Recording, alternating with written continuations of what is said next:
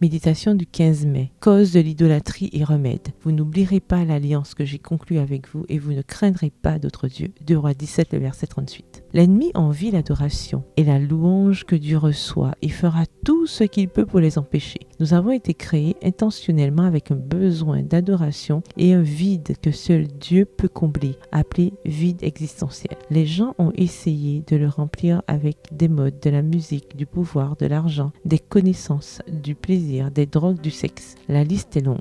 Comme il leur est difficile d'adorer ce qu'ils ne voient pas, ils adorent ce qui est visible. Ils adorent la créature, mais n'adorent pas le Créateur. Ils perdent la conscience de qui est Dieu et le remplacent par des idoles qui semblent combler leur vide existentiel. Vous êtes né dans une inclination naturelle à l'adoration et si vous n'éduquez pas votre esprit à adorer le Dieu infini, vous finirez par adorer des représentations visibles. L'idolâtrie limite ou falsifie le concept de Dieu et finit par rendre l'idolâtrie esclave de son idole, car elle exigera son temps, drainera ses finances et épuisera ses énergies. Que pouvez-vous faire pour vous libérer de l'esclavage de l'idolâtrie? Criez à Dieu et demandez-lui de renouveler votre conscience et de siéger sur le trône de votre vie. Étudiez la parole de Dieu pour comprendre qui il est et comment il veut être adoré. Des milliers de personnes ont une fausse conception de Dieu et de ses attributs. En vérité, ils servent un faux Dieu comme les serviteurs de Baal.